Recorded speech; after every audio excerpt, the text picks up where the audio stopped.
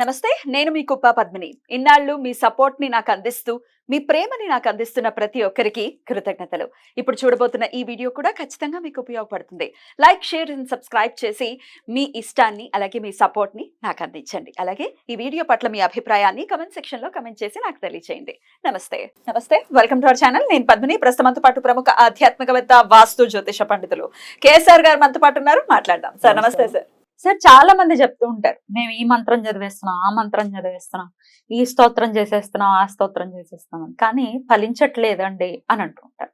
ఎక్కడ దోషం జరుగుతోంది అంటే మంత్రానికి ఉండే పవర్ మంత్రానికి ఖచ్చితంగా ఉంటుంది. మరి అది గురుముఖతగా తీసుకుంటున్నామా, లేకపోతే స్పష్టంగా దాన్ని పలుకుతున్నామా లేదా, ఇట్లా రకరకాల ఆస్పెక్ట్స్ ఉంటాయి కదా. ఇవన్నీ పక్కన పడేసి దేవుడి మీదనో లేకపోతే ఇచ్చిన గురువు మీదనో నెపం నెట్టడం ఎంతవరకు సమంజసం అనేది నా ప్రశ్న. రైట్. అలాగే మనకి చాలా మంది ఏమంటాం నమ్మని వాళ్ళు కూడా, అంటే ఈ మంత్రశాస్త్రం కానీ లేదా ఈ జైవిక శాస్త్రాలు, ఆధ్యాత్మిక పారాయణలు ఇలాంటివి నమ్మని వాళ్ళు కూడా మంత్రాలకి చింతకాయలు రాలుతాయా? చింతకాయలు రాలో కానీ చింతలు అయితే పోతాయి. Super, well said. సో అది చేసే విధానం బట్టి ఉంటుంది, ఇచ్చే గురువు బట్టి ఉంటుంది. సరే, కొన్ని గురువు లేకపోయినా కూడా మీకు ఎలా చేయొచ్చు అనేది ఒక పద్ధతి మనకి కొన్ని శాస్త్ర ఉందా, ప్రవచనలు వాళ్ళు ఇచ్చిన వాళ్ళు ఉన్నారు. ఇంకో పద్ధతి ఉంది అయితే, ఉంది. గురుముఖతగా తీసుకోకపోతే. అయితే స్తోత్రాలకి ఇది వర్తించదు కదా. స్తోత్రాలు అనేది అసలు గురుముఖంగా అవసరం లేదు. బట్ ఇవాళ మనకి ఏదైతే లలిత సహస్రనామ పారాయణ అనేది కూడా ఒకప్పుడు గురుముఖంగానే రావాలి, అది రహస్య శాస్త్రం అని చెప్పి మంత్రం. కానీ ఇవాళ అది కూడా ఓకే, సామాన్య జనాభాలకి వచ్చేసింది. ప్రతి ఇంచుమించు గృహ సముదాయాల్లో వారానికి ఒక రోజైనా కూడా లలిత సహస్రనామ పారాయణ చేసే మహిళలు ఉన్నారు. పెద్ద పెద్ద పండితులు చెప్పగా విన్నాను మీలాంటి వాళ్ళే. అంటే లలితా సహస్రనామం కనుక చదివితే మూలాధారం యాక్టివేట్ అవుతుంది, తద్వారా అది కనుక దాన్ని బ్యాలెన్స్ చేయటం రాకపోతే తద్వారా ఇబ్బందులు ఎదుర్కొంటారు అని చెప్పి అది రహస్యంగా ఉంచారు అనేది విన్నాను. ఎంతవరకు కరెక్ట్? ఇక్కడ మొదట అంటే ఇప్పుడు ప్రతిదీ కూడా రహస్యంగా కొన్ని ఉంచారేమో కానీ, అంటే అప్పుడు ఉండే పరిస్థితులు బట్టి. కానీ ఎప్పుడైనా సరే వాళ్ళు అంటే అప్పుడైనా ఇప్పుడైనా మనం గుర్తించుకోవాల్సింది ఏంటంటే కనుక పవిత్రత. సో ఆ పవిత్ర ఉదయంతో మనం జపిస్తున్నప్పుడు గురువు దొరికితే చాలా అదృష్టం. ఎందుకంటే కలియుగంలో ఒక సద్గురువు లభించడం అనేది కూడా దుర్లభం. సో ఎందుకంటే ఒక సద్గురువుని మనం ఆశ్రయించే, ఇప్పుడు మనకే బోలని, అంటే మేము ఎంతో కొంత చదువుకున్నాం, లేదు మీకు ఎంతో కొంత నాలెడ్జ్ ఉంది, అయినా కూడా మనకి ఇదంతా అంతులేని సంపద. ఎప్పుడు ఏదో రకమైన ఒక ప్రశ్న ఉద్భవిస్తూ ఉంటుంది. ఆ ప్రశ్నకి జవాబు ఏ గురువు ఇస్తాడు? అంటే మనము వాళ్ళ దగ్గర సృష్టి చేసేలాగా ఇప్పుడు గురుకులాలు అనేవి ఉండవు. లేదు, వాళ్ళ దగ్గర మనం సృష్టి చేస్తే మన ఇంట్లో భార్య బిడ్డలు ఏమైపోతారో తెలియదు. సో అందుకని ఇక్కడ ఏంటంటే మనకి దుర్లభం, గురువు దుర్లభం ఎలాగ ఉంటుందో ఒక శిష్యుడిగా మనం తయారవటం కూడా అంతే కష్టం. ఎందుకంటే వాళ్ళకి అవధి ఉండాలి, మనకి వ్యవధి ఉండాలి. రెండు కొద్దిగా కష్టంతో సమన్వయం చేయడం అనేది కొద్దిగా కష్టం ఉంటుంది. సో అయినప్పటికీ కూడా పాపం ఈ మనకి తెలిసినంత వరకు ఎక్కువ శాతం ఇవాళ మంత్రాలు ప్రోత్సహించే వాళ్ళు అయితే తొలి స్థానంలో ఎప్పుడు కూడా కొత్తాలం పీఠాధిపతి ఉంటారు. ఆయన ఏదైనా సరే నీ సమస్య ఇది అంటే కనుక ఆ సమస్యకి తగిన ఏదైతే మంత్రం ఉంటుందో దానికి సంబంధించి ఖచ్చితంగా ఇస్తారు ఆయన. సో కళ్ళకి సంబంధించిన ఏదైనా ప్రాబ్లంతో వెళ్తే సాధారణంగా ఇంద్రాక్షి మంత్రం ఇవ్వటం అనేది ఉంటుంది. దానికి గాను ఏదైనా ఎక్స్పెక్ట్ చేస్తారా, అంటే రుసుము తీసుకోవటం ఇట్లాంటివి? నాకు తెలిసినంత వరకు ఏం పెద్దగా ఉండదు. మనం ఏదైనా సంతోషం కొద్ది ఇవ్వటమే. మరి ఇప్పుడు ఉండే కాలమాన పరిస్థితులు నాకు తెలియదు. నేను ఎప్పుడైనా ఆయనతో అదే చెప్తున్నాను, నేను బాగా ఉండి 7-8 ఏళ్ళ పైన అయిపోయింది. అప్పుడైతే ఉండేది కదా, అప్పుడేమి ఉండేది కాదు. ఈవెన్ మనం అరటిపళ్ళు అలాంటివి ఇచ్చినా కూడా మళ్ళీ తిరిగి మనకే ఇచ్చేస్తారు. వస్తాం కదా, ఆయన దర్శనం కోసం వచ్చిన వాళ్ళ చేతిలో పెట్టేస్తారు. ఆయన కేవలం అలా ముట్టుకుంటారేమో కదా, అంతేనండి. అంతే తప్ప పాప ఆయన ఏమి అంత మరీ, నాకు తెలిసిన ఇవాళ రోజుల్లో ఉన్న అతి తక్కువ కమర్షియల్ ఆయనే. బట్ కాకపోతే ఏంటంటే వీళ్ళకి మెయిన్ ఇబ్బంది ఏంటంటే కొద్దిగా ఈ ఆశ్రమ పోషణ ఇవన్నీ సాగాలి కాబట్టి ఎంతో కొంత ఎక్స్పెక్ట్ చేయటం అనేది, అది కూడా ముఖ్యంగా ఈ వామాల కోసం కొంతవరకు రుసుము అనేది ఉంటుంది తప్ప మిగతా వాటికి పెద్ద వీళ్ళు అది చేయటం అనేది అయితే ఉండదు. బట్ ఇప్పటికైతే నాకు అంత తెలీదు. బట్ కానీ ఇప్పటికీ నేను ఆయనే సద్గురువు, మంచి గురువు అంటాను. రైట్. ఇది ఇక్కడ మంత్రాలు అనేది అసలు ఫలిస్తాయా, ఫలించాలి అంటే ఏం చేయాలి, ఇలాంటివి మనం చూసినప్పుడు ఏంటంటే సాధారణంగా ఎప్పుడు కూడా చాలా మందితో వచ్చే ఇబ్బంది ఏంటంటే, మనం లోగడ కూడా కొన్ని కొన్ని సందర్భాల్లో చెప్పాను. వాళ్ళు ఎంతసేపు మంత్రం ఎంత తొందరగా ఫలిస్తుంది, ఎంత తొందరగా ఫలిస్తుంది అనే దాని మీద కాన్సంట్రేషన్ దాని మీదే ఉంటుంది. ఉంటుంది తప్ప, మిగతా రకంగా ఉండదు. అదొక పెద్ద లోపం. తర్వాత రెండోదేంటంటే, వాచా దోషం? అది ఉంటే అంటే మరి అంత భయంకరంగా ఉంటుందా? ఉండదా? అంటే నేను చెప్పలేను గానీ, అంటే పాత రోజుల్లో ఇందాక మనం చెప్పుకున్నాం. ఈ మంత్రశాస్త్రం ఇవన్నీ కూడా రహస్యం. ఎందుకంటే వాటిని గనక ఇలా సరిగ్గా ఉచ్చరించకపోతే గనక ఇబ్బంది అవుతుంది అని చెప్పి. అందుకని అక్కడ ఇలాగే ఒకసారి ఏంటంటే ఏదో మంత్రంలో రక్ష అని వచ్చిన చోట ఈయన భక్ష అని చదివాడని, ఆ తర్వాత ఆయన దానివల్ల భక్షించిందని చెప్పి కూడా అంటూ ఉంటారు. జాగ్రత్త అవసరం కదా, వాచా దోషం జరగకుండా ఉండాలి కదా. అందుకని ఆ ఉచ్చారణ దోషాలు అవన్నీ కూడా కరెక్ట్ గా ఉండటం కోసం అని చెప్పి మనం ఒక గురువుని తీసుకోవటం అనేది జరుగుతుంది. తర్వాత రెండోది వచ్చేప్పటికి ఏంటంటే, వీటిని మనం పద్ధతి ఏదైతే ఉంటుందంటే ప్రతిదానికి కూడా ఒక మంత్రాన్ని, ఒక దేవతని అనే దాన్ని మనం ఏదైతే దృష్టిలో పెట్టుకుని చేస్తున్నామో, ఆ దేవత యొక్క విధానంలో కనుక ఆరాధించినప్పుడు అది మనం ఇంత శీఘ్ర ఫలితాలు ఇవ్వటం అనేది ఉంటుంది. అంటే ఇక్కడ ఏదైనా సరే మీరు స్త్రీకి సంబంధించినవి ఏమైనా సరే, ఈ జప సాధనలు అనేవి ఏవైతే ఉంటాయో అలాంటి వాటిలో ఉంటే గనక ఎక్కువ మీకు ఉపయోగపడేది ఎరుపు గాని, తర్వాత తెలుపు రంగు గాని, తర్వాత వచ్చేప్పటికి ఆకుపచ్చ. ఈ 3 రంగులు దుస్తులు గాని, పంచెలు, మగాళ్ళైతే పంచెలు లాంటివి, ఉత్తరీయాలు లాంటివి, ఆడవాళ్ళైతే ఇలా చీరలు లాంటివి చేసుకుని ఆయా దేవి యొక్క మనం యొక్క మంత్ర జపం చేస్తే గనక అది తొందరగా ఫలించడానికి ఉంటుంది.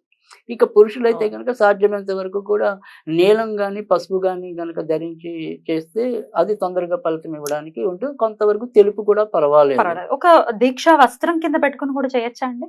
అంటే ఇప్పుడు పాత రోజుల్లో మీకు ముఖ్యంగా ఈ బ్రాహ్మణులు ఏవైతే ఉంటాయో వాటికి ఖచ్చితంగా మడిబట్టలు అని చెప్పి విడిగా ఆరేయటం అనేది ఉంటుంది. ఎప్పుడు కూడా శుచి శుభ్రత కోసమే కదా.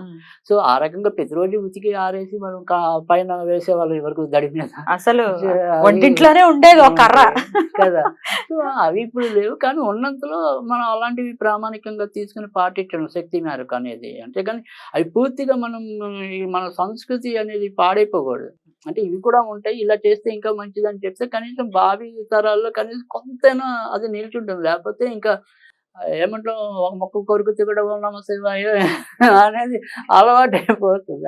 అది అంత ఇబ్బంది అయిపోతుంది. సో ఇది ఇలా చెయ్యాలి అనేది కూడా అవసరం అనేది ఉంటుంది. అలాగే కొన్ని కొన్ని ప్రత్యేక దేవతలు ఉంటారు. అంటే ఇప్పుడు మనకి ఇప్పుడు ఇవాళ రోజుల్లో మనం ధూమవతి ఉంది అనుకోండి. ఆ ధూమవతి అనేది ఖచ్చితంగా ఏదైనా సరే నలుపు వస్త్రాలు వేసుకుని పఠిస్తే కనుక, కాళికాదేవి కూడా నలుపు వస్త్రాలు పఠిస్తే కనుక, ఇలాంటివి అంటే ఇవన్నీ మీకు ఎవరు చెప్తారు? కొద్దిగా గురువు ఉంటే మీకు కరెక్ట్ గా చెప్తారు. కనుక గురుముఖంగా నేర్చుకునేవి కొన్ని ఉంటాయి. గురుముఖంగా నేర్చుకోకుండా అంటే ఓం నమః శివాయ అనే దానికి పెద్దగా గురువు అవసరం లేదు.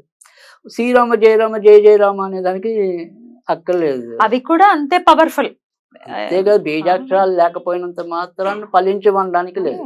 రామ అన్న 2 అక్షరాల్లో బీజాక్షరాలు ఉన్నాయి. అంటే వాటి అర్థం అనేది విస్తృతం. బీజాక్షరాలు చేసినప్పుడు ఏంటంటే డైరెక్ట్ గా ఆ శక్తిని మనం ఇచ్చేది. అంతే తప్ప బీజాక్షరాలు లేనంత మాత్రాన మంత్రశాస్త్రానికి అతీతమైనది కాదు. సో ఆ రకంగా మనం అలా తేలికైన పద్ధతులు ఉంటాయి. సరే, మీకు ఏదో ఒక గురువు తెలియదు, కానీ గురువులే రచించిన మంచి మంచి కుత్తాలం పీఠాధిపతి చాలా విస్తృతమైన శాస్త్రాలు రాశారు ఆయన అనుకోండి. మంత్రశాస్త్రం మీద రాశారు. ఆయన రాయింది ఏం లేదు, నాకు తెలిసినంత వరకు అనేక పుస్తకాలు నేను ప్రత్యక్షంగా చదివాను. పైగా వాళ్ళ ఆశ్రమం ఏదైతే ఉంటుందో వైజాగ్లో, అలా ఆయన ఆధీనంలో నడిచేది లలితాపీఠం అని ఉంటుంది. అక్కడ 2 ఏళ్ళు నేను ఉచితంగా నా యొక్క జ్యోతిష శిబిరాన్ని నిర్వహించాను. సో అందుకని ఆయన ఇచ్చే మంత్రాలు ఏంటి, ఆయన ఏ పద్ధతిని ఆలోచించి ఇస్తారు, ఇలాంటివన్నీ కూడా నాకు ఎంతో కొంత అవగాహన అనేది ఉంది. సో అది అందుకని కొద్దిగా అలాంటి వాటి పుస్తకాలన్నీ కూడా ఇవాళ తెలియని వాళ్ళకి తెలిసే విషయాలన్నీ కూడా రాశారు కదా. ఇలాంటి సద్గురువులు రాసింది ఎవరో ఒకళ్ళు ఏదో రాసింది కాకుండా, ఈ సద్గురువులు రచించి మనకి సద్గురువు దొరికితే ఇందాకే చెప్పాను అదృష్టం. ఒకవేళ మీకు లేదు అనుకోండి, అప్పుడు ఏం చెప్తుంది అంటే కనుక, ఇప్పుడు సపోజ్ మీరు లలితాదేవిది ఉంది, ఓం హైం హ్రీం శ్రీం శ్రీమాత్రే నమః అనేది ఉంది కదా. ఇదే మీరు నిత్యం చదవాలనుకున్నారు. దీన్ని ఏం చేయాలి? ఒక కాగితం మీద 108 సార్లు రాయాలి. ఈ 108 సార్లు రాశాక ఈ అమ్మవారి పాదాల దగ్గర ఈ కాగితాన్ని పెట్టాలి. మన ఇంట్లో దేవుడి దగ్గర పెట్టి ఆవిడికి మనం ఎంత మరి గురుదక్షిణ ఇస్తాం కదా, సో మీరు 10 రూపాయలు ఇస్తారా, 20 రూపాయలు ఇస్తారా, అది ఎంతో కొంత ఆవిడకి ముడుపుగా పెట్టండి. దీన్ని మళ్ళీ ఎప్పుడైనా ఏదైనా అమ్మవారి గుడిలోనే వేసేయండి. ఓకే.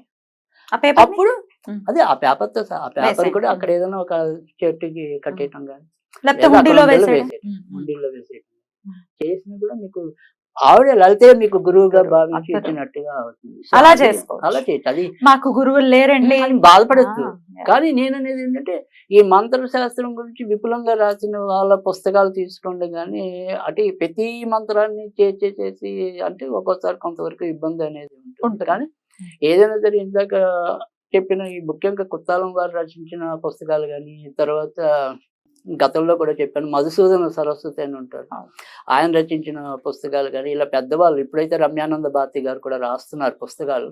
ఆయన మన పూర్తిగా కుత్తాలం పీఠాధిపతి యొక్క శిష్యరికంలో ఉన్నటువంటి ఉంది. అంత క్రితం వాళ్ళు చెప్పుకున్న దాన్ని బట్టి పూర్వజన్మలో వాళ్ళిద్దరికి కూడా ఏదో రకమైన సంబంధం ఉంది మన వీరికి ఆరికి. సో అందుకే ఆవిడ పూర్తిగా ఆయన యొక్క ప్రభావం మీదే ఉన్నట్టుగా ఉంటుంది కనుక ఆవిడ రచించిన ఏదైనా సరే కొంతవరకు నిష్ణాతులు ఎవరైతే ఉంటారో వాళ్ళవి వాళ్ళ follow ద్వారా చేయడం. మనం తీసుకోవటం అనేది లేదు. వాళ్ళ పరంపరలో వచ్చి వాళ్ళు అంటే ఇప్పుడు నాకు ఒకసారి మనకి ఇచ్చారు ఈయన కుత్తాలం పీఠాధిపతి అనుకోండి సపోజ్, అదే మంత్రాన్ని నేను మీకు మళ్ళీ ఆయన ఎలా ఇచ్చారు మీకు నేను ఇవ్వగలను కదా.